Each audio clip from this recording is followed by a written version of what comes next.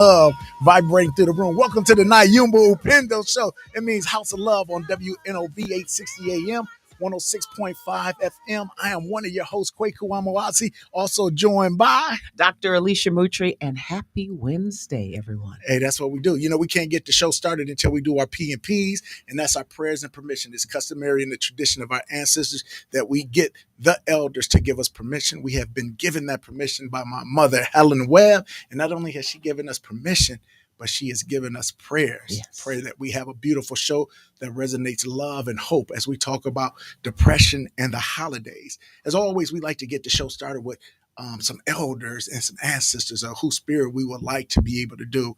And, Sister Nikki Giovanni, a Delta. That was on my mind. You got it. She just passed away on December 9th. And she had so many different poems, so many different words that was inspiration. But she had one that I just want to speak some of her words to bring to life where she talked about us as a people. She said, style has profound meaning to Black Americans. If we can't drive, we will invent walks, and the world will envy the dexterity of our feet. If we can't have ham, we will boil chitlins. If we are given rotten peaches, we will make cobbler. If given scraps, we will make quilts. Take away our drums, and we will clap our hands. We prove the human spirit will prevail. We will take what we have to make what we need. We need confidence in our knowledge of who we are. That's Sister Nikki Giovanni. And what I love about that is like sometimes we don't have everything that we want. But when we think about the resources that we have within, we recognize that we have everything we need, especially as we start to go into 2025 and you sometimes see a spirit of fear where people saying these next 4 years are going to be, say, slow down. Our people have been through similar situations, have been through worse situations. So what is incumbent upon us is to hunker down and to make sure we do what we need to do. So even if it is hard for us, it is not hard for the next generation. We make the necessary sacrifices that we got to do. So if it goes down, it propels back up for them. Necessary sacrifices makes me think of the woman that gave us the prayers and permission. I just wanted to do a quick shout out to Mom. Just celebrated her birthday yesterday. And when you think about what you just kind of talked about, taking, what you have and creating more, we grew up not knowing that we were really poor. We grew up. We were poor financially.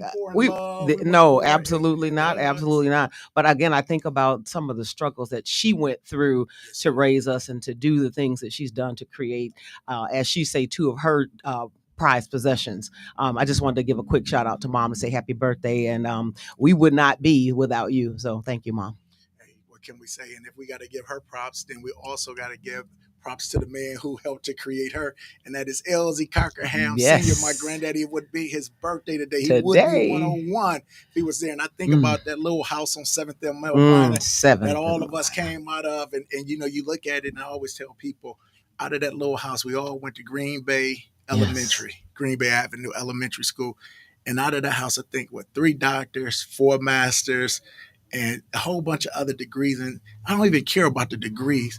Is people who love the community and still was able to keep it real and still give back. So I think they emphasize the importance of education, but more so emphasize a spiritual nature and the nature of giving back to others, which was very powerful to me. So I had to give love and respect to Elsie Cockerham Sr. And it's so funny because yesterday I got a chance to speak on this old stomping ground at Clinton Rose. Oh, wow. That was his spot. That was his spot. Oh, every day.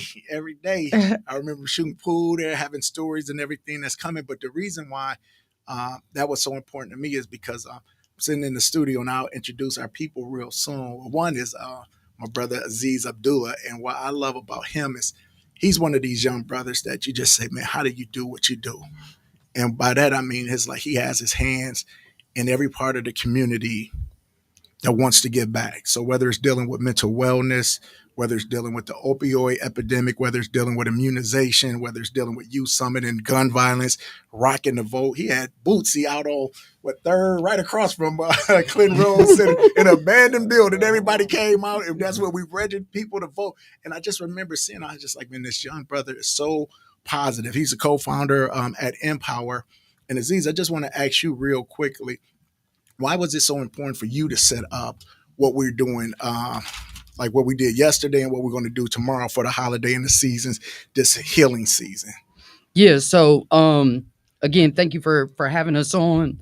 Um we've had the fortunate opportunity of working alongside Milwaukee County on their Better Ways to Cope initiative, which in its name is really an explanation of what the goal of the work that we've been trying to do, which is exemplifying, offering exposure, and creating experiences that teach people better ways to cope. Unfortunately, some of our examples and some of our mentors, to hear you speak of your grandfather, all of us didn't have a similar experience. Right. And so Mm-hmm. our learned behaviors sometimes are not ones that are beneficial to our overall outcomes.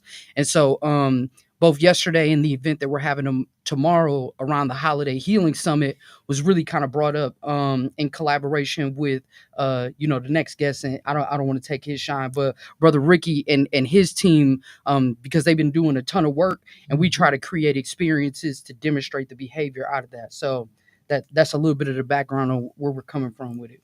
Yeah, and what I love about with this Better Ways to Cope, we got Tina Anderson, Cleopatra, Tanya, Ricky, as you said, and then Jeremy Tribble. It's just an all star of individuals within the community that's letting people know. And I think the story that hit me the most was when we were in the building. There was this lady, and her name was Arcola, and she was crying. And then Amani was around her, and this another lady was around her, and they was just giving her love, giving her love. So you just go in to kind of see how you might be able to help. And she started to cry, and she started to cry. She calmed down. She started to cry more. She was like, "I just lost my husband not too long ago. This would have been our 50th anniversary." And then just this past November, I lost my sister, who I used to talk to, frequently. So it's like this compound loss of what's going on. And she was like, the program was beautiful, but the thing is, we bring up these beautiful memories, but the counterpart to that is, but now I don't have it anymore. So now what used to make me smile makes me frown, makes me sad. What do I do? And so for some people, it's a multiple things that they can do.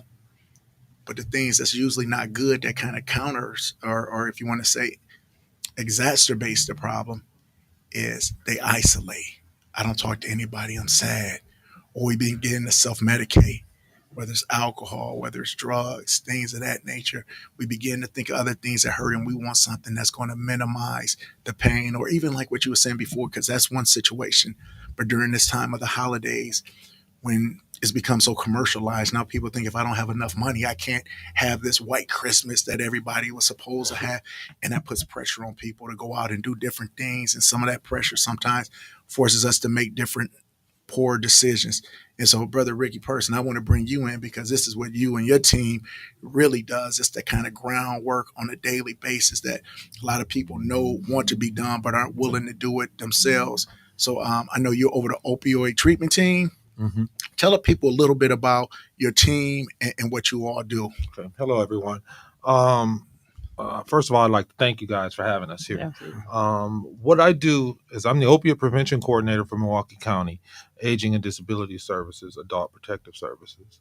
And we're working under the opiate settlement funds. And so my position was new. It's created in October. Well, it was created in January of 23. I was hired October of 23. And I was handed a grant and said, create this program. We'll send you to some trainings. We'll give you the resources you need, but we need to address the opiate problem for individuals ages 50 and above. So I went to a training in New Orleans. Wait. I want to stop right there what he just said. Because oftentimes when we think about drug use, we think about young folks. Mm-hmm. What was that age you said again and above? Ages 50 and above. All right, so everybody listen up quickly. Don't think that you can't get caught up in this. And I would imagine it goes from prescription drugs all the way over. Right. Speak on that. Right. So the issue that started was with the prescription medication. This is when the light was brought to it. Those of us who know that we've had a drug epidemic in in the inner cities for years. Right. That's always been decades, like you said. And so what I'm dealing with when I'm dealing with individuals over 50, I'm not dealing with so many people who are dealing with from prescription medication to addiction. I'm dealing with people who have been addicted for decades. Right? These are people who have lifelong drug addicts. And until now, there wasn't a lot of help available for them. The Better Ways to Cope initiative does a wonderful job of spreading the opiate settlement funds throughout the community. They're helping people build treatment centers. They're doing outpatient. The newest thing, there's a low barrier treatment to help people get into treatment who don't have insurance, who generally would be placed on a waiting list. You know, when you have an addict, they'll show up and they want help. Right now. Right now. I want help right now. And so you tell them, come back tomorrow, and then they go out the door and run into one of their friends with some money. They ain't coming back. You might not see them anymore.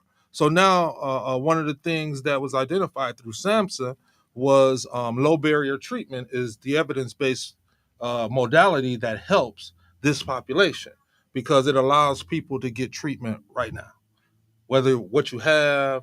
And so one of our partners, Serenity Inns, is opening next week a low barrier. They call it a drop-in. Who's the CEO over there? That'd be Brother Ken Ken Ginn. That's my man. That's how I say that. That's my man. And so you know they're doing wonderful work over at Serenity Inn. And so this low barrier treatment is what we're pushing that will allow people who need help to get help today. Ricky, somebody's listening right now. They say, I need this right now. How do they get in contact with you? They get in contact with me. They can contact me at Milwaukee County. They can contact the ADRC and just ask to speak to the opiate prevention coordinator. And then I'll be able to get you. I can also give you my phone number. Yeah, we want to get that number. And anybody, if you listen, our phone number is area code 414-444-5253. Feel free to call in with any questions for Ricky or Aziz. We're talking about depression in the holidays, making sure we keep ourselves clear of any type of thing that keeps us down, specifically when we talk about drugs and opioids. What's that number, Brother Ricky? Okay, so my office number is 414-289-6932. And of course, my email is Ricky, RICKY.person, PERSON, at MilwaukeeCountyWI.gov. All right, we're going to make sure we put that on the website too and everything like that going in. I know when we talk about this Better Ways to Cope, why don't you talk about what we have going on tomorrow at 2601 West Howard Avenue from 10 o'clock to 1:30 p.m. Okay, so tomorrow we're having our second Holiday Healing Summit. And this is a situation where we're bringing the community together. We have dynamic speakers. Yourself will be one of the speakers. And we have food. We have a connection circle.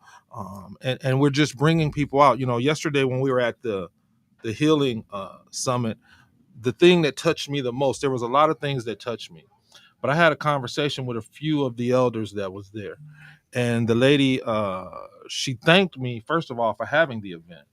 And secondly, she said that, you know, not only is the struggle people who are using drugs, the struggle is the people who live in the vicinity of the people who are using drugs, right? And that's what we have unearthed in our canvassing work, is that we're going into the senior apartment buildings, and we're connecting with the elders in there. Some of them feel like they're hostages in their own homes, right? They're scared to come out. They're afraid because of what's going on in the environment. Like the Carter on New Jack City. Exactly. And so going in, playing bingo with them, talking to them, the goal is to provide more resources for that population in their living environments, right? So this canvassing is beginning to unearth different issues, you know, and one of the issues is our senior living apartment buildings. where they're living, and we're planning to continue this work. So the summit is allowing those people who we met in the senior living buildings to come to a safe place, to be able to fellowship with others, and to get information about this opiate epidemic that we are dealing with right now. I love what you all are doing. The only thing that always makes me nervous about like these things, I know it's $31 million in the law settlement, and that's for all 72 counties, not just Milwaukee County. It's like that money's going to run out. We have these good programs. What are we doing right now to be able to secure other funding, or do you think, because this was passed from a bipartisan ship, that they will continue to do funding? And who are the legislators we need to start pushing right now to make sure that this money that's here from this lawsuit, when it's gone, these things continue? Okay, so as far as the legislators, I'm not familiar with who's doing that, but I can tell you what's happening in Milwaukee County as related to this opiate settlement.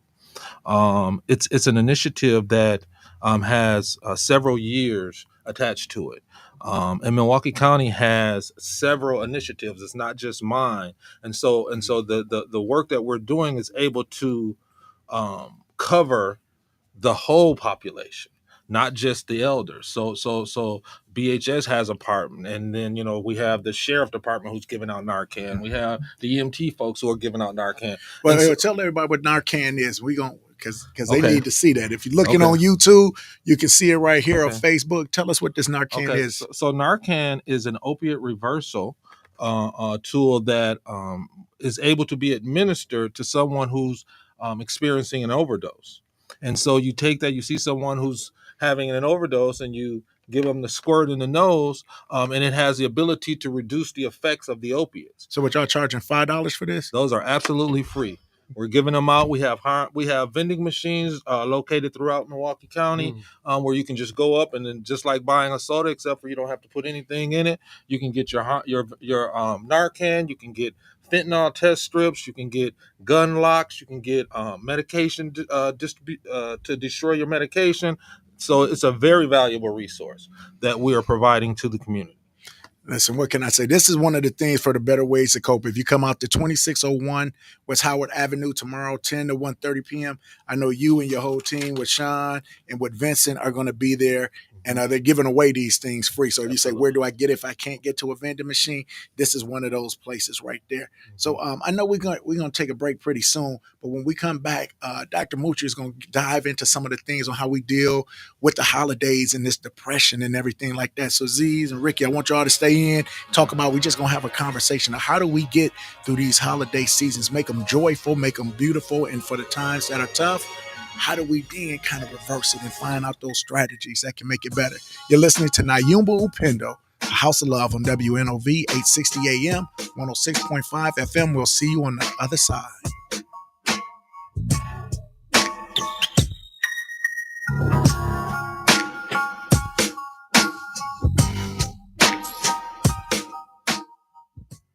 Get ready for an explosive deal at Nick Avani's. Buy one item at regular price, get the second one for just 1 penny. This amazing offer applies to almost everything in the store. Get this, the sale is going on now on suits, shirts, ties, shoes, and more. You heard me right.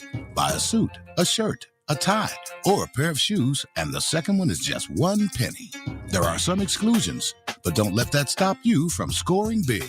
Ladies, you know where to go to dress your man. And brothers, it's time to dress to impress. Check out Nick Avani's for the incredible Black Friday sale. And it's happening now at Mayfair Mall. Don't miss out. Come in today. Nick Avani's, located in the Mayfair Mall. It's that time. Thursday, December 19th, the Wisconsin Black Chamber is adding value to someone's business with $10,000, $7,000, or $3,000. Thursday, December 19th at the Deco, 7140 West Greenfield Avenue, 5 to 9 p.m. We're celebrating our third annual Black and Diverse Gala featuring the pitch finale. Of course, there'll be great food. This year, we highlight Tons of Love Catering, Lily Bell's Catering and Fine Dining, and Dream Foods. And we don't stop there. Deshay AG will be performing the Black Winemaker Chicago Go day trip participants are hosting a wine tasting. There's life-changing networking opportunities, games, prizes, raffles, giveaways, and DJ L Boogie making your body move. And of course, there's vendors ready to help you get your last-minute shopping done while you party. We take pride in doing the most. We work hard all year, and we plan to celebrate with that same energy. It's all love. Thursday, December 19th, 5 to 9 at the Deco. Tickets are on sale now. Visit twbcc.com so you don't miss out on what we have going on. twbcc.com. WNOV 860 AM and 106.5 FM, also known as The Voice, has been a central figure in Milwaukee's African American community for more than 60 years. Serving a broad region, it reaches listeners in Milwaukee, Kenosha, Racine, Beloit, and Menominee Falls. In addition to traditional radio, WNOV can be accessed globally through platforms like TuneIn app, the app that features only African American radio stations play Ode, Live 365, and via Facebook and YouTube streams, allowing listeners to engage with the station's shows live or on demand. With its commitment to broadcasting both national and local voices, WNOV provides a platform for shout-outs, community concerns, and the passions and visions of its personalities and guests. To stay connected, visit our website at WNOV860.com. 860 AM 106.5 FM. WNOV, The Voice. You can learn to transform a wave of anger into compassion, a wave of ill will into goodwill, of hatred into love.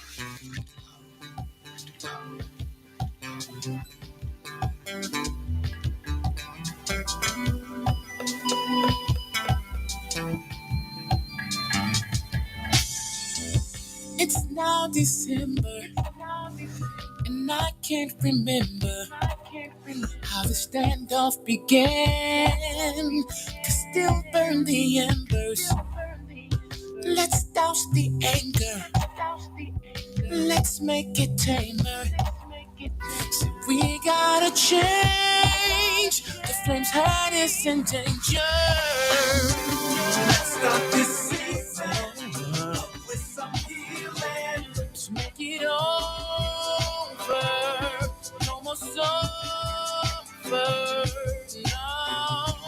Let's start the healing. Reconcile our feelings. Let's make it over.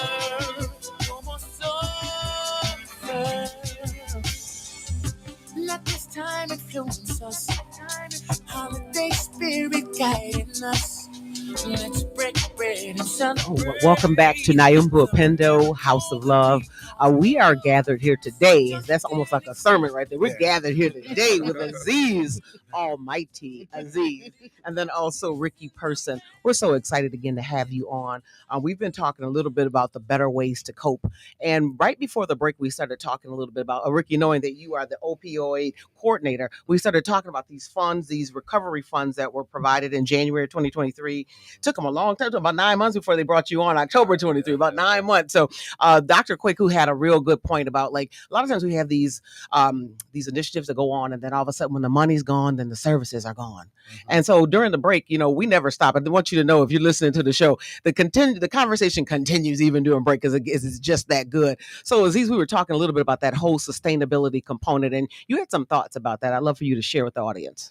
Yeah, so I think it's easiest to use real use cases. So when we think about the drop-in center that our brother Kenneth Genlack is going to be opening, mm-hmm. So let me take a step back.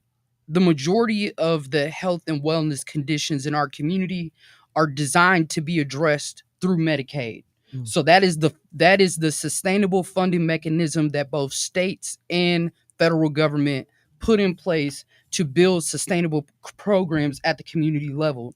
In Wisconsin, we never took the expansion.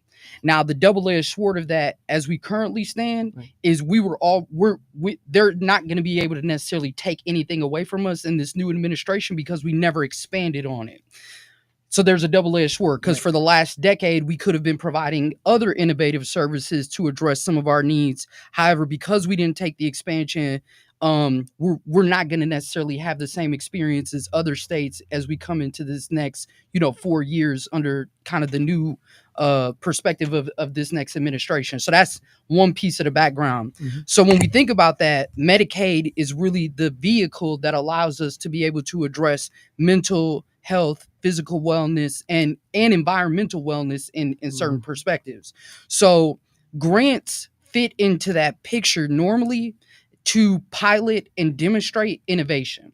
And so the drop-in center that is being opened up, while it's currently funded through the lens of innovation, Serenity Inns is already stood up to be able to build in an ethical, and intentional way to sustain those services, both through residential treatment, through outpatient services, and other services that they can build Medicaid for. So when we think about how do we continue the work of what has been funded through opioid settlement, the next phase of what the county, through their strategic planning that we've been able to notice from the community lens that they're focusing on, is capacity building for providers to learn how to do that in a way that is within compliance, because that's what it comes down to. Is one thing to be able to say, hey, I provide the service and I'm doing good work. Is another it's another practice to understand how you actually document that, how you do it in a compliant way, understanding OIG compliance and all the administrative bodies and jargon that it would be a whole nother show to have a conversation around.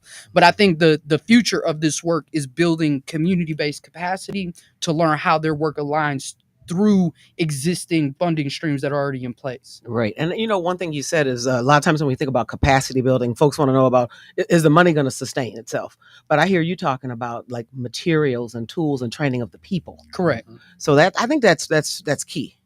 Because especially when you think about training the people, let one or two people go.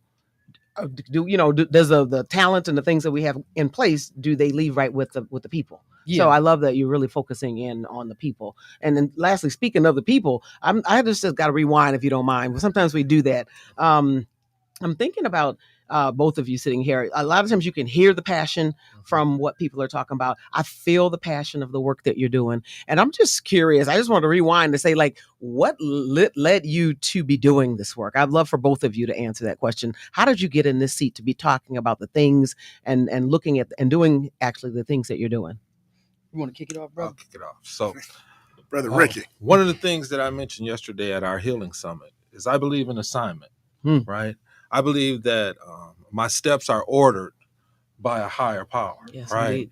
And so I've had assignments through my life, all right, and I've had some really good positions through my life. But personally, it started with me having a substance use problem myself, okay, right? And so back in 1992, I entered a treatment program in Racine. And from that, I was able to be encouraged to go back to school, to get certifications, get degrees, and began working for that treatment facility. That was my first job. Oh, wow. Right? Because I hung around there so much because, not coming from a safe environment, right? Not saying that I didn't have a good mother or a good father, but our environment wasn't safe. And so when I went into treatment and I went back to the environment, it wasn't safe. So I found myself hanging out at the treatment center all the time, right? After I got out. And so all I would do was go to a meeting, go to school, go to work, and hang around the treatment center. And they said, well, since you're here all the time, you know what I mean? Since you're here all the time, we might as well give you a job, right? And so that was 1993. Wow. And so this journey started for me then. I think back, I reflect back over my life, and I think, I did everything that everybody else did, right? But I never got, a felony. I never went to prison, any of those things. And so I used to say it was because I was so good in the street. But now I realize that I was under the protection of a higher power. Wow. Right. And he had a plan for me. Yes, he did. Right. And so the work that I've done, just this morning, I had a conversation with a man before I came into this position. I was a counselor at a program in Racine County Jail. And a young man by the name of Dexter called me this morning. And he said, I just want to thank you for helping me change my life. Ooh. He said, the time that we spent in that 6 weeks in that jail program has saved my life. He said, now I'm a husband to my wife. I'm a father to my children. I'm a grandfather to my grandchildren. And he said, you planted that seed.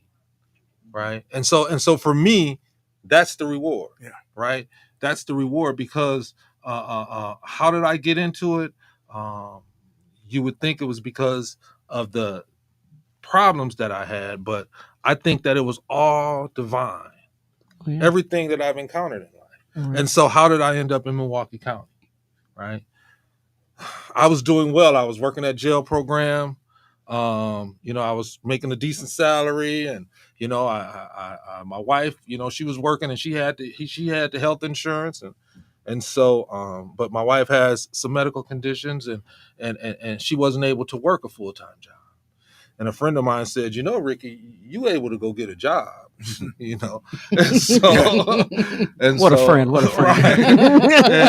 and so, I'm complaining about my wife not going to work. And my friend said, you can go get a job. Right? Real friend. And so I began applying, and so who would have thought that it would end up here, right? And so that's why I believe that it's divine. And so how did I end up here? I think God had a plan for my life, and I think this plan is just being played out. And so now the next assignment is dealing with the people who suffer from addiction, who are 50 and above. That's beautiful. Okay, so that journey led you to help you to understand your assignment. Right. What about you, Aziz? Yeah. So I grew up to very young parents, but I had a super strong village. So I often say, my playground was Muhammad Sabir's dojo. That was my environment. My grandfather and my father was a part of the Clara Muhammad community, which was a very small knit community off of 3rd and Wright. And so while my parents didn't necessarily always necessarily know what to do, I was fortunate, and it was just a kind of echoing Ricky's story. It was divine that I was in the environment that I was in, because I had other people around me who were also my parents, even though they didn't birth me.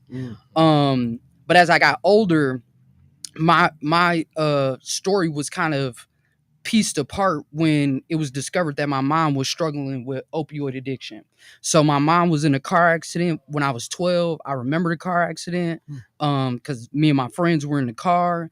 And so the settlement of the opioid settlement came from Purdue Pharma. So Purdue Pharma had a settlement with the federal government. The money that is coming into our communities is by way of the acknowledgement that doctors were overprescribing without any guardrails to individuals, building dependency, and then over time you have an individual kind of fall into those grips. And my mom struggled with addiction even before that, but she said that was one that she really couldn't. She would consider herself to be a functional addict.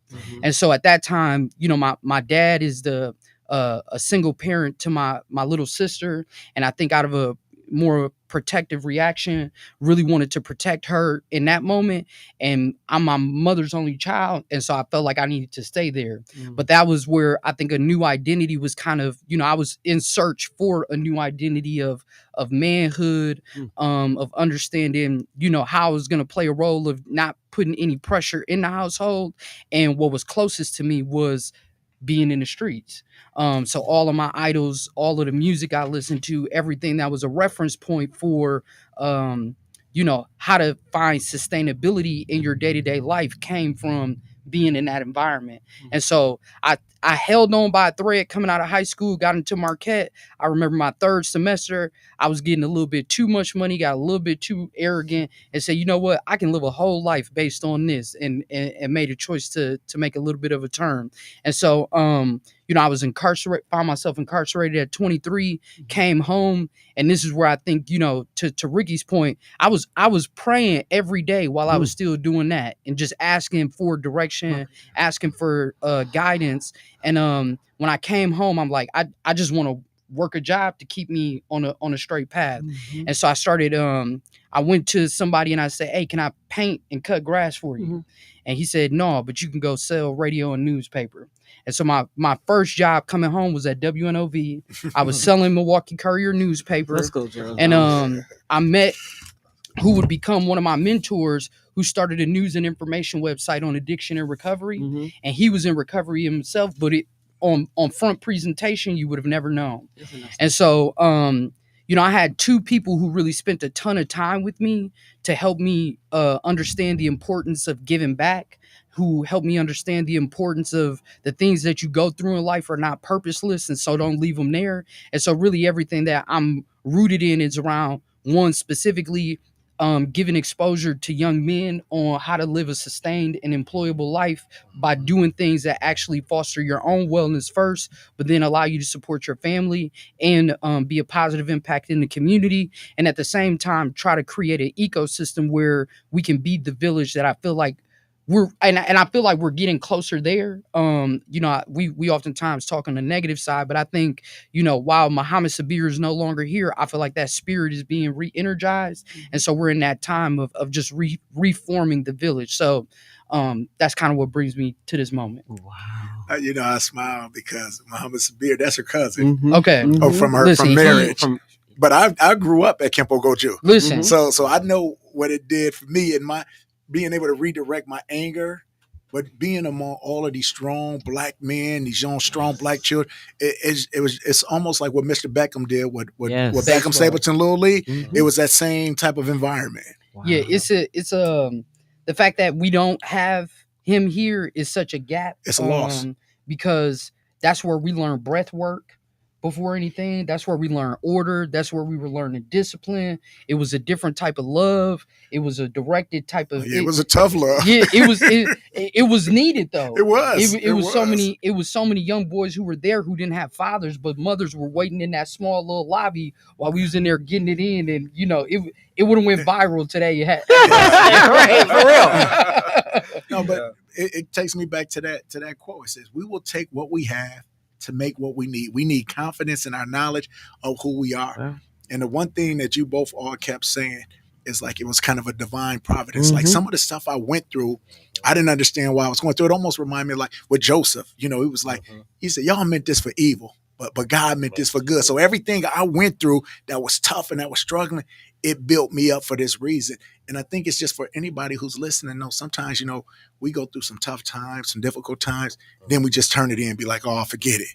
But instead of doing that, it was like, no, we're going to be resilient. We're going to see what's going on. Let me see how I can flip this negative to positive. I think that's what I respect about it. And see, Dr. Moochie better than me with these interviews. I was going to a whole nother time. She said, let me get it. No, I just felt this energy from them. And then I watched the Jamie Foxx, if anybody got a chance to watch the Jamie Foxx special yesterday. And as you both were talking, what came to my mind is a point in the show where he talked about where God had to take and put down the old Jamie Foxx so that the new Jamie Foxx could come and do the work. And so as I heard you talk, Aziz, and I heard you talk, Ricky, I just thought about both of but as far as what both of you said, it made me think about you had an old person, but you had to have something to take you down so that this new person could be here so that you can commit your life to this work. And I want to let you know that the legacy has continued within you.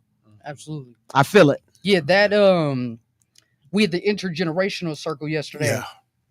And tell everybody what that is. Yeah, please. Too, so throughout the year, West Care, Safe and Sound, and a few other community partners, last night it was at Owen's Place, have been hosting intergenerational talking circles, which are basically exactly what it sounds like. We go in a room, we break bread, we kind of set community ground rules, and then we just sit in circles of anywhere from 8 to 10 people, and it's a topic that's kind of thrown in front of us, and then we have the discussion. And last night was all around relationships, and I got to sit next to I call her Mother Umrani, who's probably listening, but she came in, and it was a godsend that she came in because I had broke down on the topic of friendship, because one of my best friends is at the last stage of life, and you kind of carry the pressure and the weight of when they're not physically here how do I carry that? Yeah.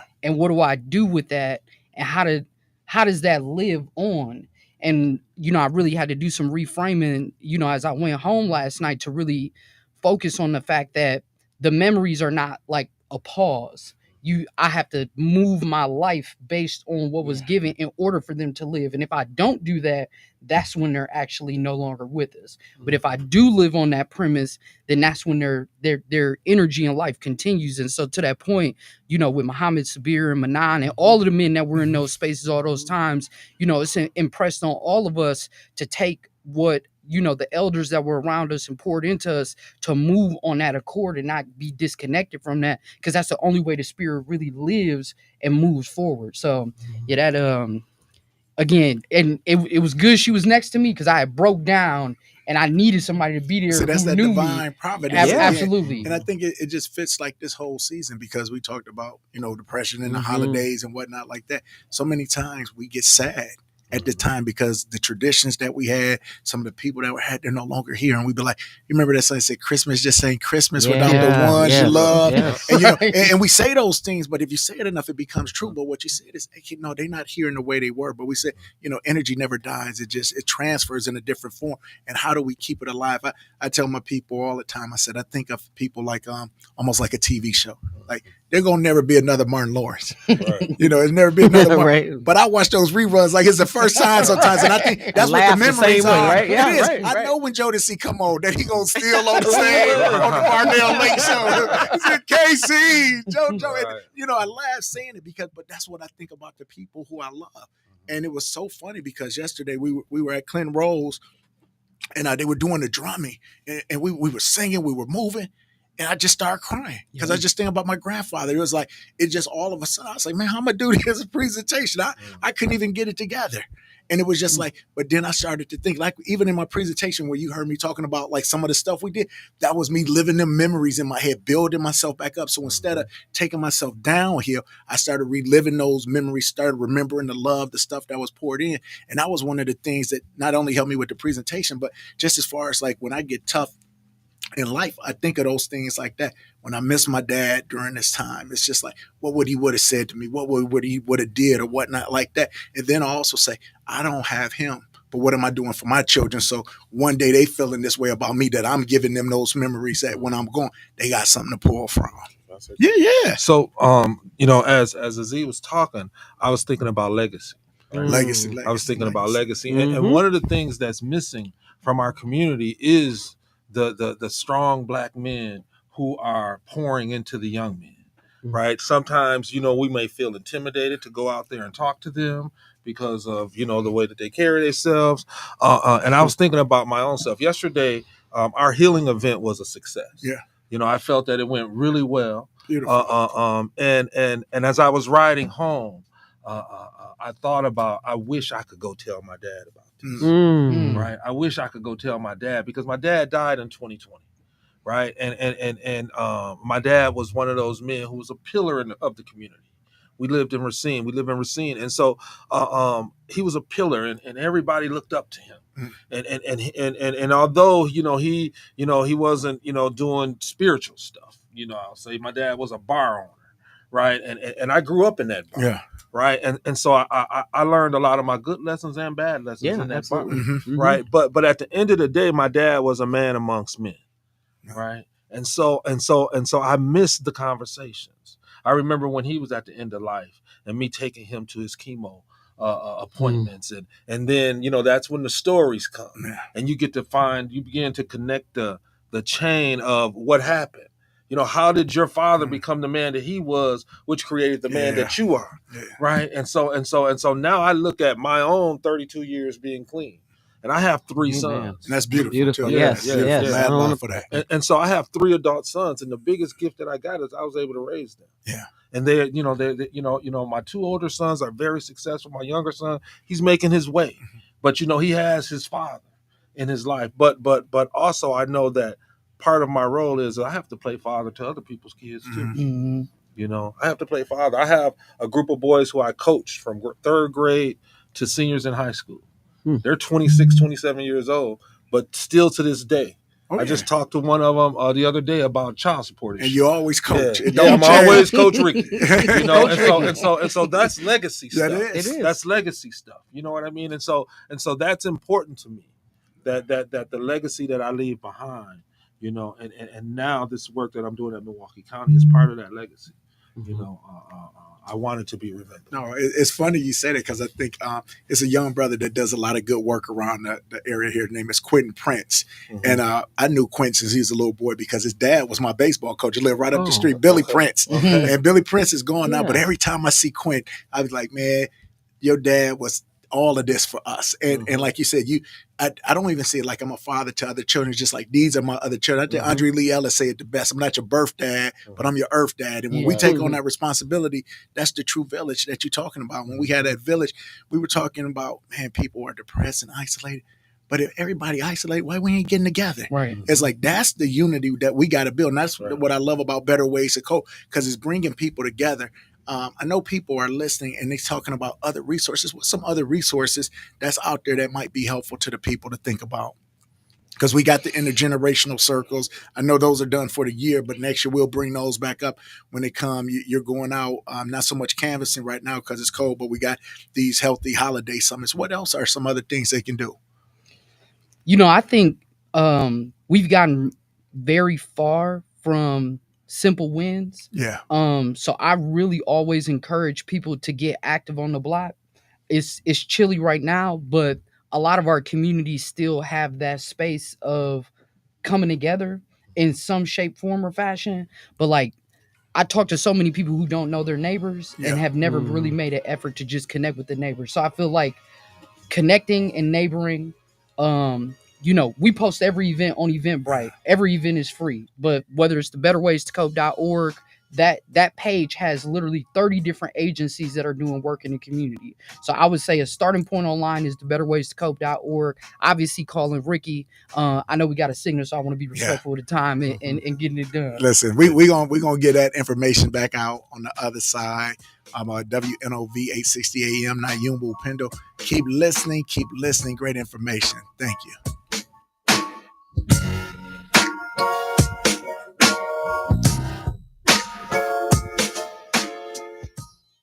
Looking for a career path with a great salary plus? I'm with the Milwaukee County Office of Equity, and I'm here today at 860 AM WNOV. So, Jackie, how do you show appreciation to your loved ones during the holidays?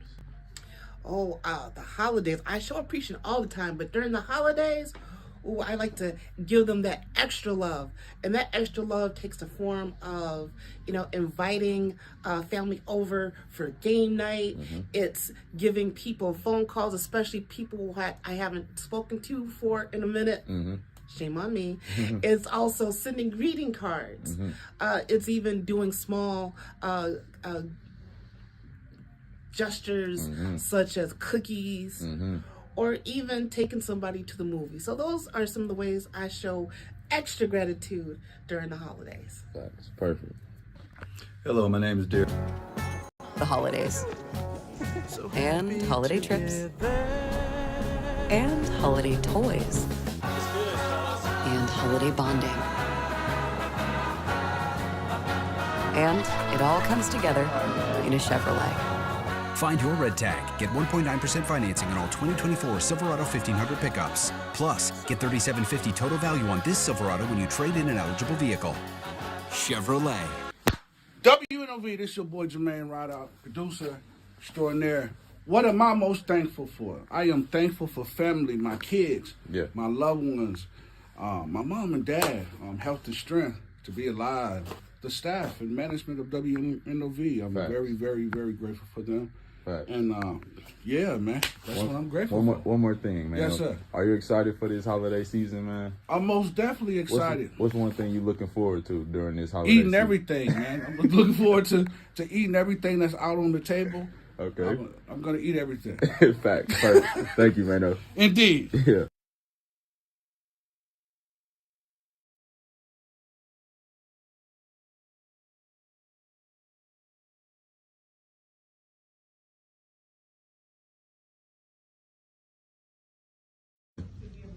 Hey, I'm Deslyn. I'm here at WNOV, and I'm from United Garden Homes, Inc.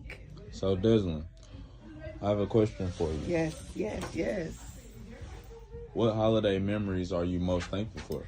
I'm most thankful for the holiday memories of spending time with my family, my mom, my dad, and all of the Smith and Adams family. Hey, that's what I'm thankful for.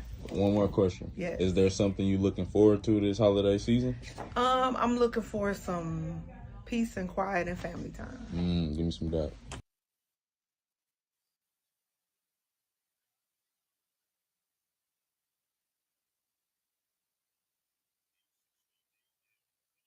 .5 FM. WNOV.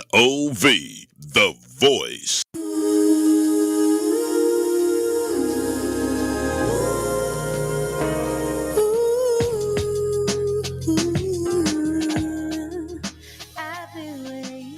Welcome back to the Nyumba Upendo Show. You know, the time goes by so fast, but I just want to thank you all for listening to us. But you know what? Not only do we have Ricky, and one thing I loved about Ricky when he got up yesterday, he said, I want to make sure I give love to my staff. He was talking about Sean and Vincent. We got them in real quick. Just introduce yourselves and word to the public real quick. Okay, thank you. Yeah. Hi, I'm Sean. I work for the Opioid Prevention Program over in Milwaukee County. And we out here, canvassing on the streets on a regular basis, like you said earlier. For getting a little soldiers, chilly, but we still going to be out there when weather permits, trying to save lives in our community. I love it. And so that's what we're doing. We're excited about it. It's been a lot of encouragement from the community, letting us know that we're doing a good job. And you are. And thankful that we're out here. So we're excited still. It's going to get a little chilly, but spring is coming. And that's a nice looking warm coat too. So I think you're going to be all right too. Okay. All right. Hi, I'm Vincent. I work for Ricky, and I'm just grateful. Like, he gave me a chance to give back because years ago I was taken from my community. Now I'm able to give back to my community. So I'm grateful for that opportunity. Thank you. Oh, that's beautiful. Why don't you tell them about tomorrow again, Ricky? All right. So and that number to reach you at too. Okay. So one last time, I want to tell you guys about our healing event tomorrow, our Holiday Healing Summit. It's going to be at Wilson Park Senior Center. That's located at 2601 West Howard Avenue in Milwaukee. It starts at 10 a.m. and it goes until 1:30. We ask that you guys come out and support. It will be a great time. We have great food, great speakers. So again, I'll give you my information. My phone number is 414-289-6932. And my email address is ricky.person@milwaukeecountywi.gov. Thank you all for your support. So holiday healing, if I wanted to come to this, how much would I have to pay to do this? Absolutely nothing. And we're going to give you a nice meal. Okay. And you're going to have some great entertainment. And you're going to hear some great speakers. I love it. I just want to make sure I got that in because sometimes that's a barrier to folks, but you've removed that barrier. Folks want to come. That's beautiful. And plenty of resources as well. Plenty of resources. Like right here, you see the Narcan and whatnot like that.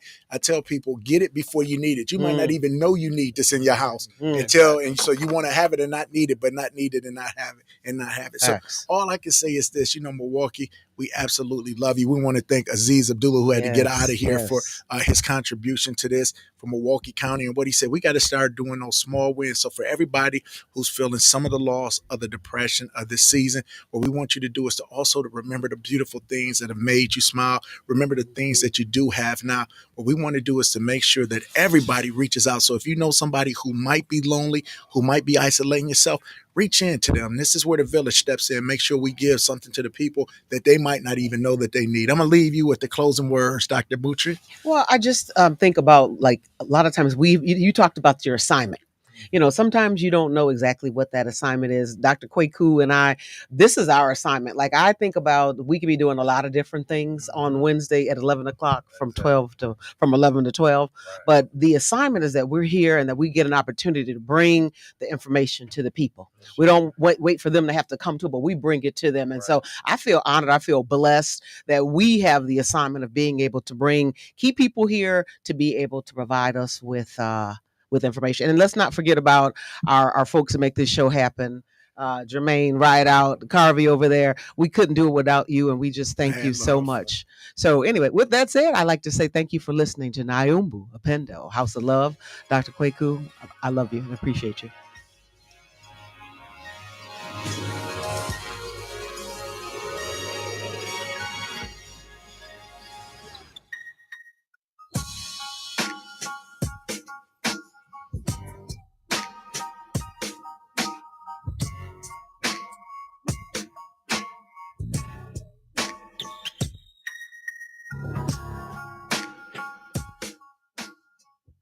You're listening to WNOV 860 and W293CX 106.